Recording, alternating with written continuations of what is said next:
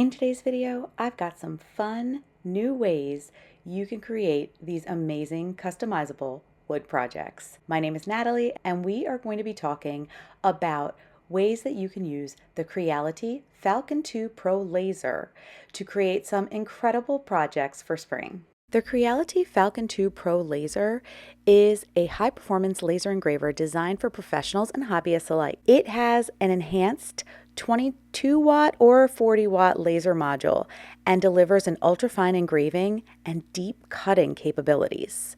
With this high-speed engraving tool that goes up to 25,000 millimeters per minute and uses an integrated air assist system, it has so many wonderful possibilities to enhance your small business.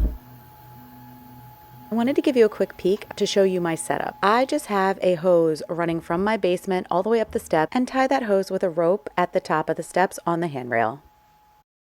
The hardest part about a laser cutter, or at least this laser cutter, was learning Lightburn, which is the software program that you use to create the beautiful designs that are engraved and cut out using your laser cutter. I want to show you a problem. I paused this to show you. See how that's coming up very faded? Well, my other ones weren't, but these are, so we have to fix that. I'm going to come down here, and the only one that came out okay was the follow the bunny one.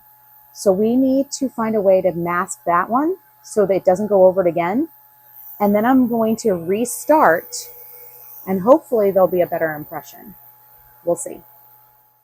Obviously, each project is different, but I typically will use a 600 speed, 80% power for my line cutting, and then for my engraving, 12,000 speed at 30% when I am using that 1/8" basswood.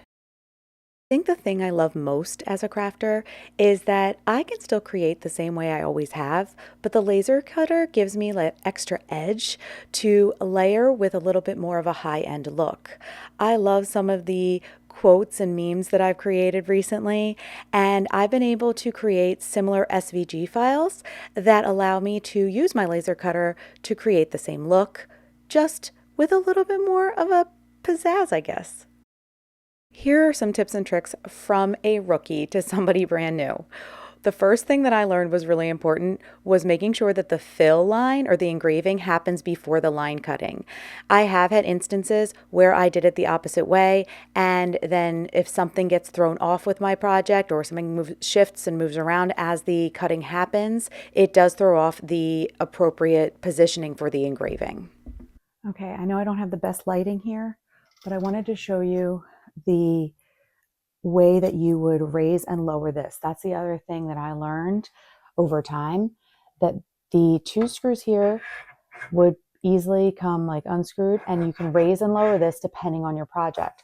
So when I'm using basswood, obviously it's going to be very close to the wood down low. And then if I am going to be using, let's say, a piece of pine or something else that is higher, let me show you an example. Here, we'll use this. So here is a cutting board that I have. It's actually bamboo. And I'm going to position it on and then bring my laser cutter and lower this to just above. There is a tool that comes with the cutter that you can use to find the appropriate measurement. I don't see mine right now, but I gauge it based off of what I'm used to, and I've kind of just learned over time what works. So everybody is different. I am not the most precise person when crafting. This is how I get the most out of my wood. Hopefully it all comes out okay. Put it more here. All right, here is a wood round that I had in my stash, and I am not going to use it for it was originally intended purpose. And I was able to use the laser cutter to create, what was it? I think 20, let's see. So we have 24 cutouts from one wood round. And this is an example of how you can take stuff in your stash and use the laser cutter to your advantage. Here are all of those little things. I have all those little tiny bunny cutouts, and they are a little bit thicker than what you might get at a craft store. I have a couple of tags that I made, which are really cute. I can never find this style of tag on Amazon. I always find the ones that have the little like scalloped edges, or just ones that are just rounded corners all the way around and look here. I think I have an example like this kind, right? And I like those are great, but they're not what I've wanted. And I wanted this kind of tag. And so I was able to create my own now and use them how I want. So I can create a set with that. I have some different tags that I've created with some of those funny memes. I can put together sets for people who like to craft. If you're somebody who wants to craft with these products, but maybe you don't have a laser cutter, or you don't feel the need to invest in one, you just want to create a couple of cute little things, I want to create little sets that you can purchase off my website specifically to use in your own projects. One, I have these bunnies, and these bunnies are 5.5 inches tall, so they're pretty big, and they're pretty thick. They're 1/4 inch, and I've already spray sealed them. So even though you see kind of some of this like ash that's on the side from the cutout, I have sprayed them. So when you go to craft with them, it won't bleed through as much. And I can put the set of 3 in here and price them reasonably and sell them this way. And I probably will get, even though if I DIY'd them myself and made them look all cute, the ability for me to sell one of them at a higher cost could happen. But if people don't buy it, then it doesn't matter. It just sits in my stash. So this way, somebody else could take them, craft with them. And those who do craft fairs and booths or have booths, they can use these to their advantage in different ways. Another option you have for something like this, if you have other projects, for example, let's say you have this box and you want to do something more, I don't know, inventive, I guess, with this box, there is a way that you can use some of these things for that purpose. Here's another set that I created with a bunch of larger cutouts that have those memes. But you could put a sign on there, and I know it looks weird right now. You can do it centered if you want. That's one option. But another way I thought I could do it is to move it off to the side a bit, right? And then take a bunny. I have this other tiny bunny. It was just what was left over in the piece of scrap wood that I had, 4 inches. So it's 4 inches tall, which is the same size as this box. And if I like maybe upcycle, or not upcycle, if I DIY this bunny and make it look cute, maybe make it white, or use a paint inlay, or just decoupage it. Like for example, like what if I wanted to decoupage it to look like this, just as an example.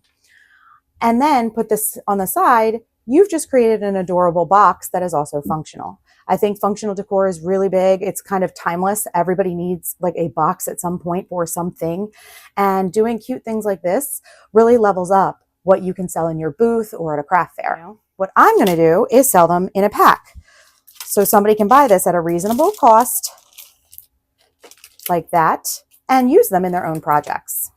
So I'd love to know what you think about this. And also if you have any suggestions or any specific requests on size. For example, I made some larger ones for bigger projects, but also some tiny ones. And this one is all the same quote. So it's me pretending to have my life together while internally screaming. I'm pretty sure you could do that on a bunch of different things and that would sell pretty well.